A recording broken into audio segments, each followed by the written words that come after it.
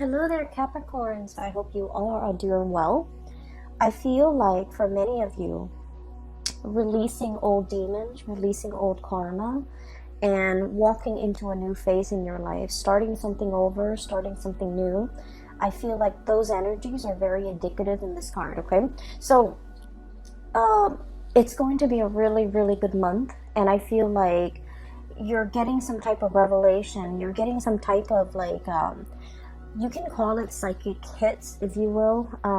What I feel is like revelations, premonition, or even a holistic understanding of a situation and knowing how it has affected you in the past so that you can vow to yourself to not let it affect you in the future. So I feel like this spread is bringing about a breath of fresh air for many, many, many of you, okay? When I was shuffling out this card, this spread, what I saw was, I saw like a scarecrow. I saw a scarecrow. So there's this road, right? And there's this big mansion. It's like a white marbled mansion, really beautiful place. And then this scarecrow, he's got like a little bag on a stick, very similar to this.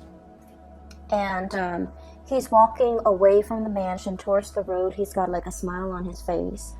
And you can see his clothes are in tather. He's got pieces of hay. And he's also like, he's got like those strings that have been cut, like marionette strings, you know, like a puppet on a string. But they've been cut, which allows him to kind of move away from the mansion where he's been sequestering himself, or he was either forced to work for somebody under somebody else's mandates. And he felt like he didn't have a sense of agency. But now that those strings are all cut, he's starting on a new path in his life where he has like total freedom to, you know, exercise his free will to do whatever he wants, and he has like total control and that sense of agency about his future. Okay, so I feel like it's a very powerful moment and imagery, mainly because it signals, you know how you guys, your card is the devil, right? And the devil is being tied to situations, being stuck in a prison of our own making, or being stuck in a situation where we can't really see the way out. However, this is like running counter to that, because it indicates you're finally free from a burdensome situation. You're finally walking down a new path, and you're finally happy. Like, I'm very drawn to that smile on his face as he's going about his own way and, you know, feeling that sense of freedom for the very first time. The key words I'm getting from that imagery is like indenture servitude. I'm getting as well, you know, revelation. I'm getting as well freedom overall.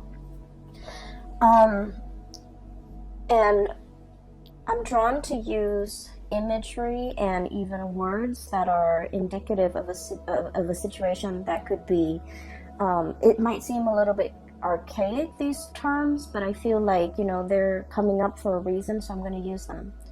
I feel like there's a regime change, okay?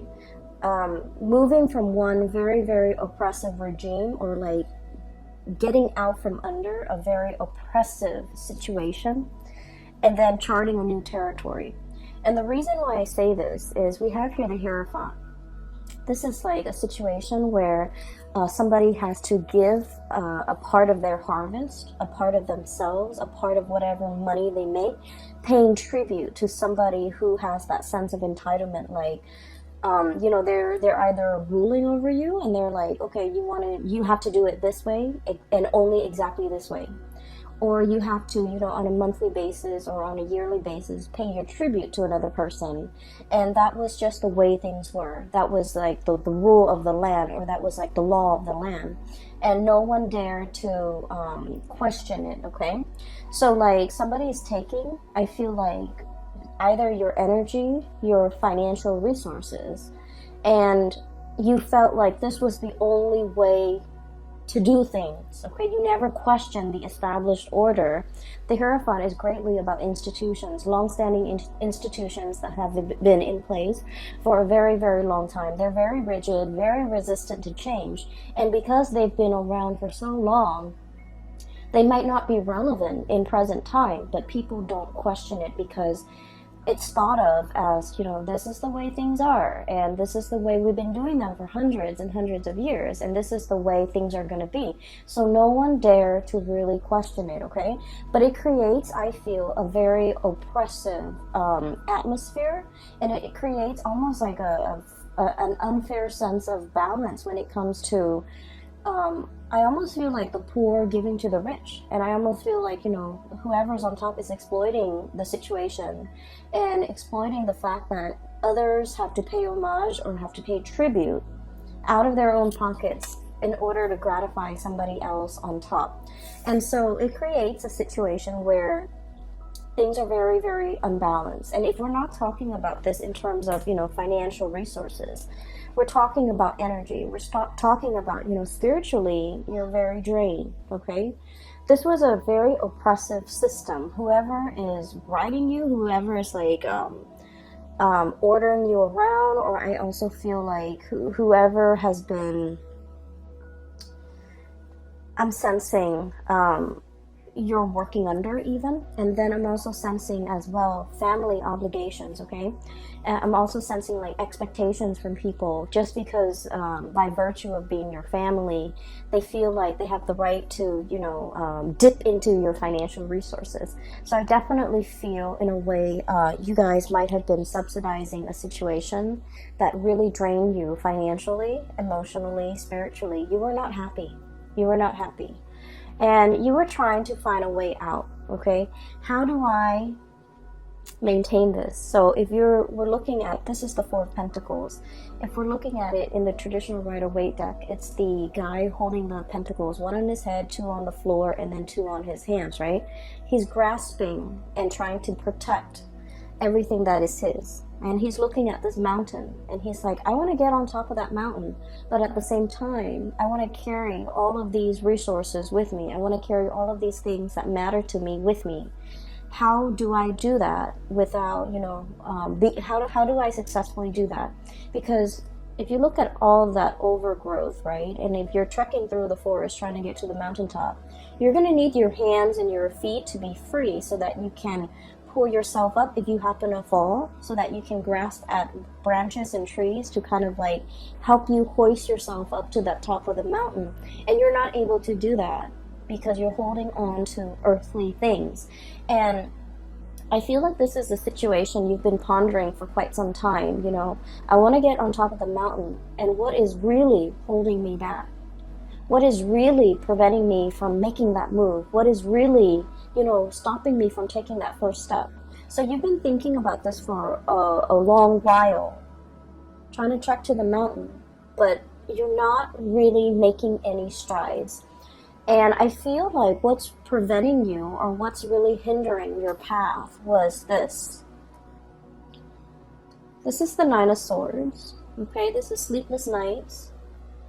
Getting nightmares, overthinking, overanalyzing situations, but I also think of this card as like constantly thinking about worst case scenario, dwelling on the negatives, and the negative thought patterns. A lot of the times they turn into self-fulfilling prophecy. Okay, so it's sort of like you're in your head thinking about, how do I successfully get on top of that mountain?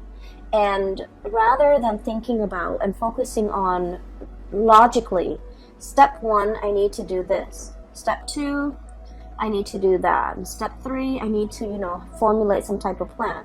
And I feel like for many of you, this process, this is like a lot of thoughts, okay? Each sword stands for like a mental thought. And I feel like for many of you, you've been mired in this situation where your demons are getting the best of you. You're thinking about problems rather than separating. Each problem exists in its own little bubble.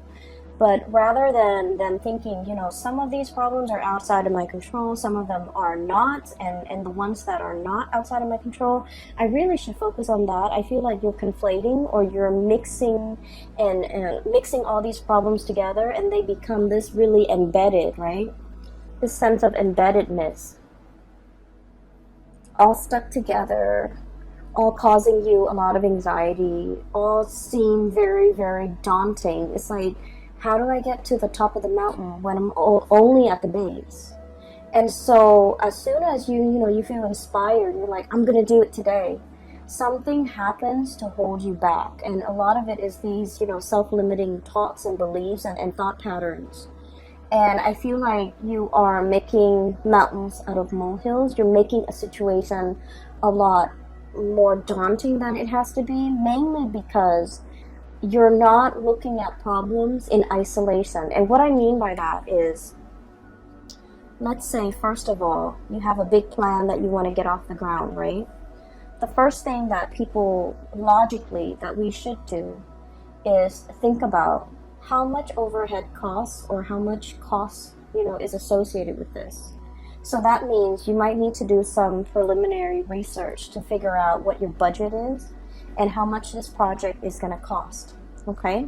And then you're going to go out and kind of crowdsource, brainstorm from other people and figure out, hearing from experts or getting advice, to get a price range of how much this is going to cost, who I should talk to get this off the ground. So each of those steps need to exist in isolation. And I feel like you're jumping the gun. You want to get to the top, but you're not thinking about each of the steps that are necessary in order to get there. So I feel for some of you, there's a situation here that it seems like it's running ahead of you, and it's like the longer you wait, the further and further and further away it is from you. It's almost like you're losing your grasp. You can't really get it back. You can't really draw it back into your orbit because it's distancing itself, okay? So I also feel like for some of you, this is a person, okay, who might be distancing themselves. And I also feel like there's a lot of guilt associated with the relationship between you and this person. For some of you, it could be a family relationship. For others, it could be like a love type of a relationship. And I feel like it's escaping your grasp. And I also feel there's a lot of guilt associated with it. Like, I should have done things differently. I should have told them how I felt. I should have, I should have given them the time of day, or I should have, done things just differently. I should have invested more time, more emotions into that. I should have let them know how I feel. I should have been upfront and honest with them. And I feel like, they're escaping your orbit. Okay? So I definitely feel like there's some guilt associated with it. Going back to your main storyline, what I do sense here is there is a huge, this is like impetus, this is drive, ambition, okay? We have here the King of Wands, and this usually indicates somebody who's like in charge of their domain. He's scanning the horizon, looking out at the abundance that he has created for not only his empire, for himself, but for all the people that he rules, okay? This is someone who's very, very responsible. The way I'm reading this energy is that you're in a great, powerful position of leadership, okay? You care about the people that have been very loyal to you. You care about their well-being. And I feel like it's almost like ruling with a very benevolent hand, okay? Understanding that I'm not going to exploit this power differential. If you do well, I do well, and our kingdom is going to do well. So understanding that even if others pay tribute to you, you can't exploit that relationship. You can't exploit the power differential to keep them oppressed. You have to kind of like take care of the people that are under you. And I feel like many of you, you're coming into a profound sense of, it's like understanding how power needs to be controlled. There was a situation here where someone in a position of power was very tyrannical, controlling, and exploited that power of position. And we're shifting away from that into a new way of doing, like a paradigm shift, where someone in a position of power is very benevolent, okay? They can be hard if they want to, because the King of Wands is very much authoritative, okay? But this person is also very paternal. They take care of people. They're very loyal to their subjects, and because of that, they garner a lot of respect and trust from their subjects. They're seen as someone who is not afraid to get their hands dirty if push comes to shove. And they're seen as someone who, is constantly very vigilant, sees all, resolves problems, and really, really care about the well-being of other people. So I feel like you're understanding how power is to be used rather than abused. You're understanding as well that, taking care of the people that matter to you, or the people that have been very, very loyal to you, treasuring, valuing, and being available to those people means a lot more to you now. And what's on top of this card here is the Six of Pentacles. And the Six of Pentacles this is a major, major card about karma, okay?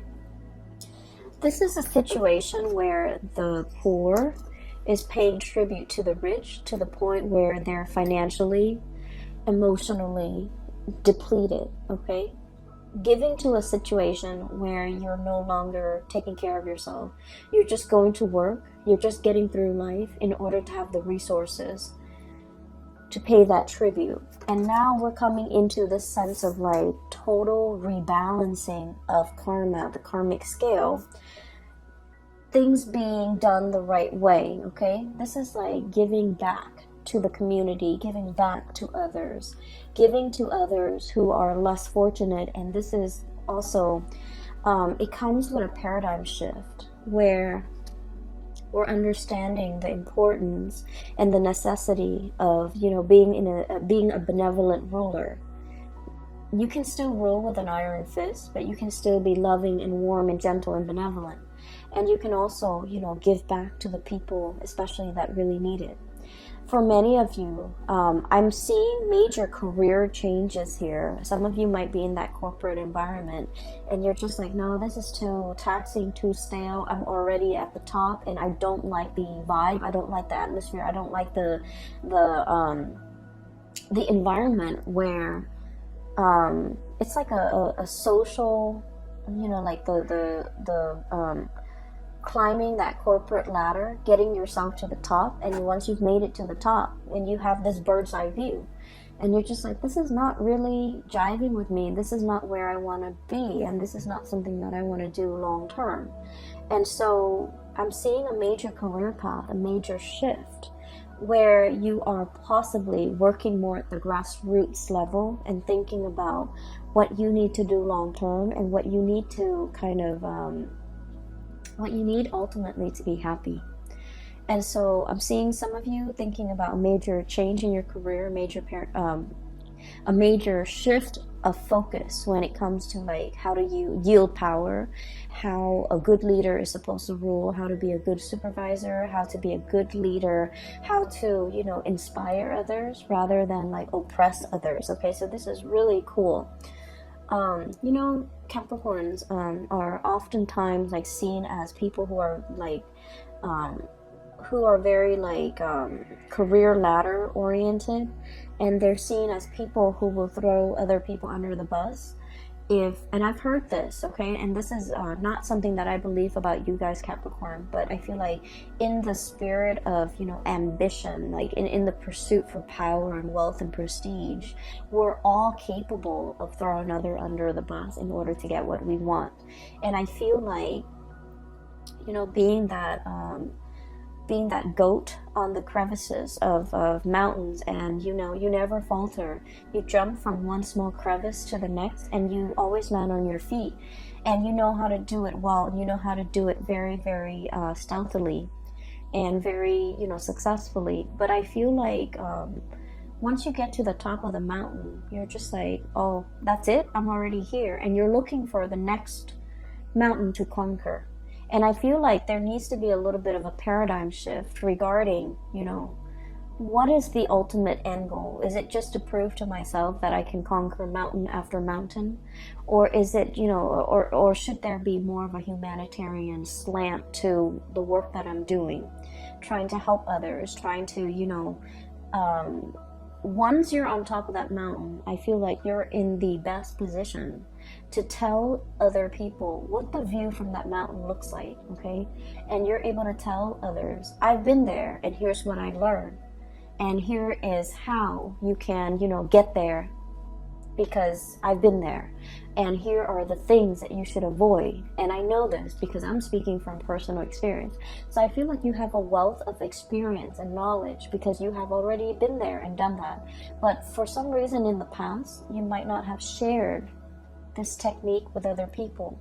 So we're moving into this month where you are becoming a lot more generous, where you are sharing your hard-earned lessons. You're sharing it with other people to save them from having to do the legwork, to save them from having to reinvent the wheel. And I feel like in the past you might have shared it, but in a very Capricornian, like a man of few words type of way. You should do it like this. But I feel like you have to soften that approach a little bit and tell others, hey, I'm telling you to do this because I've done it, okay? I've been there. I've done everything that you have done. And it didn't really work out. And here are the reasons why. And I've done it this other way and it worked out in half the time. And so framing it like that to allow others to understand that you're not just speaking from, you're not just talking to talk. You're talking with skills and expertise and years of experience backing up everything that you say. And I feel like that's going to save somebody, a lot of legwork. They don't have to reinvent the wheels. They can work off of what you're working off of, okay? I do feel for many of you, there is a situation here in your life, a very long-standing relationship that might have gone a little bit sour, okay? And we have a situation here where there was a vow, there was a promise, okay? And the promise was kind of like to death do us part, okay? The promise was for partnership, longevity. For some of you, this could be somebody that you have known for a really long time. They know your family. You've took them around to introduce them to your family. They've taken you around to introduce you to their family, vice versa. This is a partnership where two people might have known each other since childhood. There is a tremendous degree of like trust, okay? You know this person inside and out, and you trust this person wholeheartedly. They likewise know you inside and out. And then I also feel like there's a immense sense of like trust, love, respect, and the whole 9 yards, like that whole ball of it's like all the reasons that you have for caring about this person, for trusting them, everything is so like embedded, okay? Like the shared experience, the shared ambition, the shared dreams. Like the two of you feel almost as if you have been through so much together. There might have been a recent breach in trust. There might have been a situation where I feel, Capricorn, somebody is either living with a lot of guilt. It could be you, it could be them, over something that was done, okay? And I feel like it's sort of like, there are so many reasons why the other person trusts you and you trust the other person. But at the same time, one unexpected move, one action that is done out of character can really make you or the other person distrust the future, the viability, and the continuity of this friendship, this business relationship, or this relationship. So I feel almost like there was something that was done in poor taste, in poor judgment, and it left like a bitter taste in somebody's mouth, okay? And things can never go back to the way they were. It's like everything that was said was said. You can't take back words. It's like, the water from the chalice, from the cups, have been spilled, and the other person might be the one walking away, and they're just like, I don't want to fix it, it's already spilled. I'm not going to go downstream 2 miles away to refill those cups. I'm not going to trek up the mountain to the clearest spring to fill up those goblets, okay? So I feel like there was a situation where it can be fixed, but somebody, you or the other person, is like, I wash my hands of this. I'm not putting any more time in it, and I feel like it's leaving the other party very, very, very sad, very upset. And it's also this sense of overwhelming acceptance, okay? Like, oh, it could be fixed. They just didn't want to. And I feel like that says a lot, okay? But I feel in the wake of this, people leaving, so new adventures can await for you, so that new boats, new ships, new people can be coming into the picture. And so while this has happened, and it's not something that you want to happen, because you guys are very, very, I almost feel like you're scorpionic in the way that you value relationships, especially relationships with people that you have known your whole life, okay? You are a clinger as well to friends, lovers, past relationships where you really, really know the other person, okay? That sense of like being comfortable with the familiar, okay? I feel like a lot of people are in general, but I feel like it's more so with Scorpios. I feel like Scorpios, Leo, Cancers. And then I'm seeing that here with you guys. And what that denotes to me is out with the old, in with the new. And I feel like there's a situation here where you kind of have to reassess. You know, just because it's familiar doesn't mean it's best for me, okay? Because there are whole lands to conquer. There are whole territories and new areas that I can, you know, explore. And so wanting to, I feel like, lay the past to rest and just starting your life over, I feel like that's going to be tremendously it's going to bring a lot more prosperity for you. So you end up with the two best cards in the deck, okay? We have the Fool. And the Fool, this is the imagery that came up earlier, and it basically denotes, you know, no longer being tied to something, no longer being bound in a situation that's not good for us, and embarking on a new journey towards something new. And I feel for many of you, I'm seeing that white marbled mansion, and the marionette or the scarecrow is walking away from it. So I feel like there was a situation where it was comfortable, it was cushy, it might have even been safe, you know, a marbled house. People can shoot, people can throw stones, but you're locked inside that marbled mansion, and there's enough space to roam. But the marble mansion can also be like an imagery of like that ivory tower, somebody who like learns things in a very intellectual way, but they were never given an opportunity to really put theory into practice. And I feel like you're finally breaking free from that ivory tower or that ivory marble mansion. You're no longer living in that sense of like comfort and familiarity. You are exploring, branching out, putting out fires. I feel, you know, there's that volcano in the background. So it denotes to me like being in a situation where you are putting out fires. You're onto more exciting things, and you're taking everything that you have learned from the past, and I feel you're in a position where you're teaching people. You're telling people, here's what I did. It happened to me once. Here's what I did and how I got out of it. And I also feel drawing from past experiences, rewarding those who have been very, very loyal to you, and being available for people that are available to you, that make time for you, that have been really good to you. And then I'm sensing as well, you know, I'm getting a lot of ancestral karma coming through, okay? And I feel like, you know, spiritual guidance, especially from grandparents that have passed on, I feel like there might have been a situation here where it's almost like being in a house, like being in an environment where, you know, your grandparents lived in this small town, right? And this is just an example, but I'm feeling it very strongly. Grandparents lived in this small town, gave birth to mom and dad. Mom and dad met and also stayed in that small town. you were born, you also stayed in that small town, and then you start to sense this, you feel this overwhelming sense of like, there isn't enough here for me. I'm a big fish in a small sea. I need to develop to the best of my capabilities, and there isn't enough here for me. And then I'm also sensing as well, if you're in that situation, you're in a very good place, because now you have new energy, exploration, okay?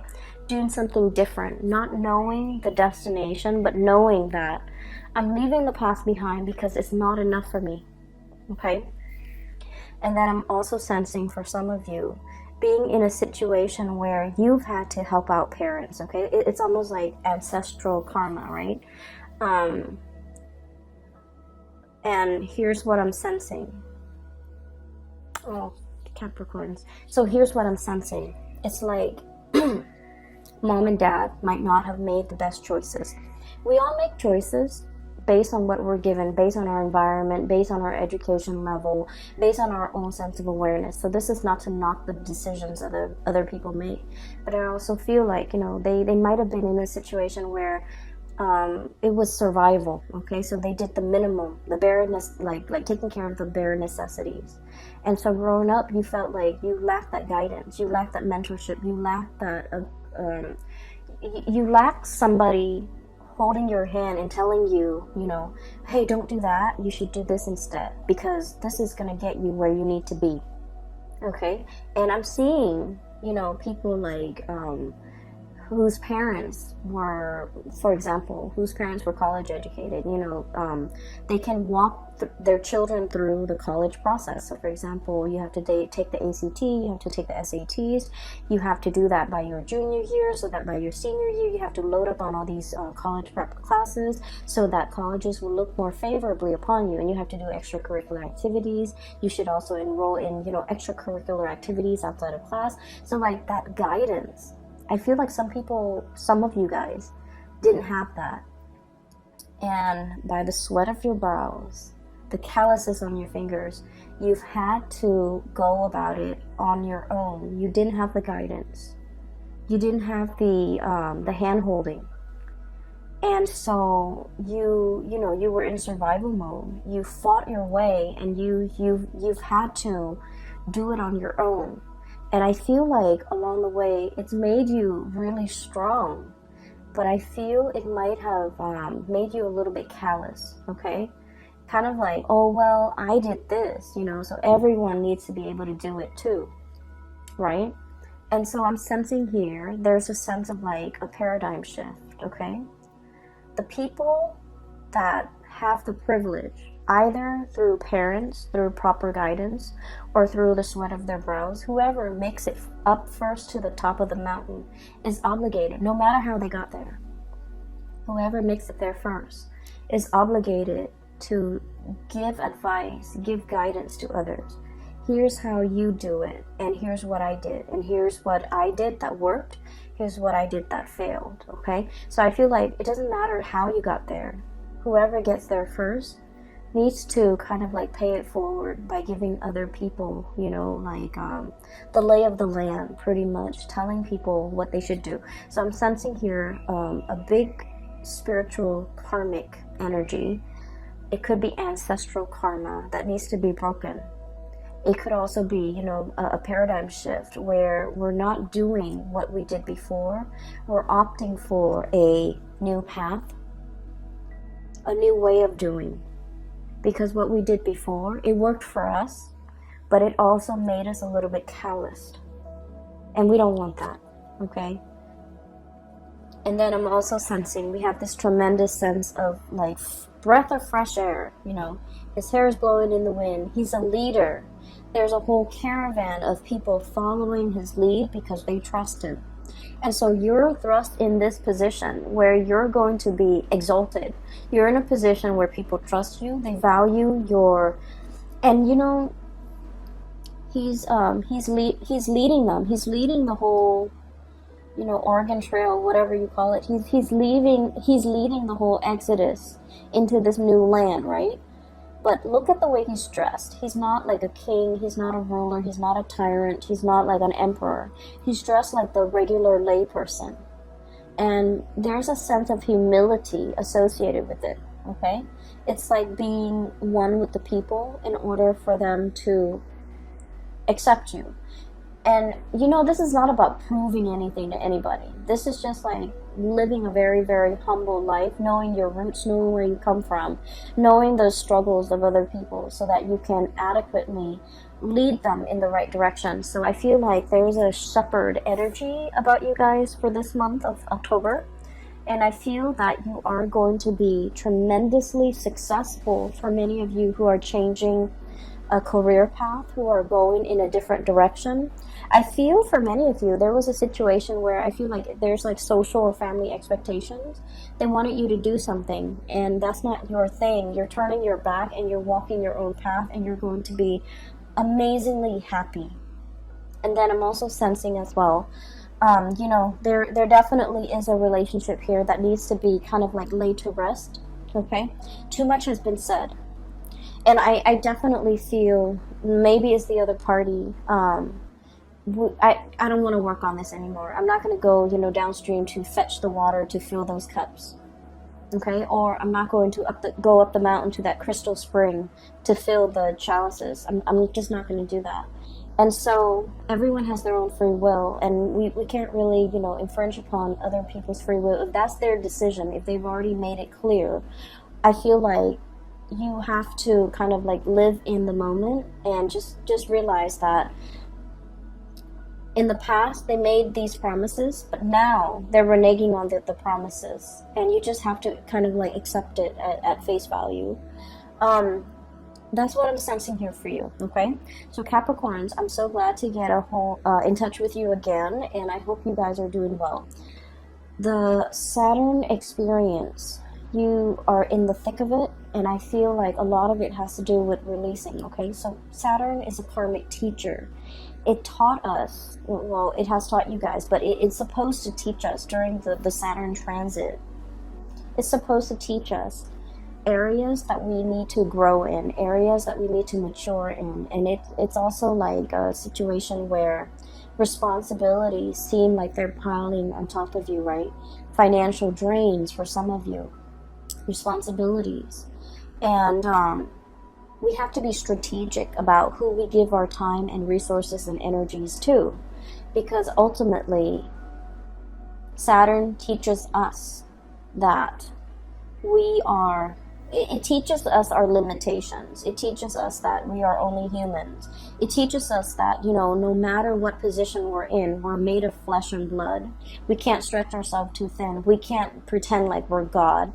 We have to, you know, get back to our roots, get back to ourselves, and operate from that space of humility, okay? Because it restricts, right? It breaks us down to our pure human essence to realize that, you know, I might have the fancy car and the marble mansion, but deep down I'm still human. If I drive that car too fast and I crash into a tree, I'm going to die, right?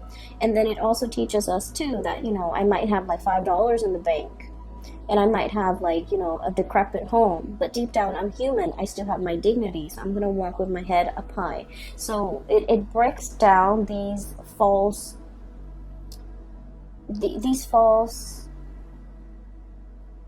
paradigms that we have, these false ideas that we have.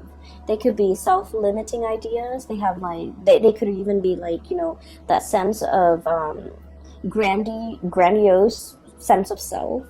But it breaks it down so that you can figure out, you know, I'm here. How can I be of service to other people?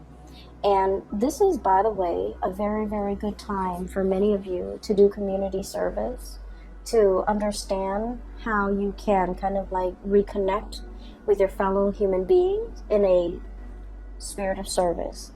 I think like it's a really good time to do that. You know, really make the time, okay? Make it a family event if you have children. Make it a bonding experience if you have a spouse, okay? It's going to be good for you, and it's going to really heighten your sense of appreciation for what others have to go through, okay? So I just feel like, you know, community service is always a good way to give back. but it also allows you to take a peek into someone else's life, someone who might be really struggling, and to understand that, you know, it is our responsibility to do whatever we can to alleviate the difficulties and the suffering for another human being. And I feel like that's what's coming in here. It is about karma. It's about karma coming full circle, taking and then receiving, okay, being taken from and then having it come back to you. So not all is lost. This is a really powerful month, and so I want you to make the best of it, okay?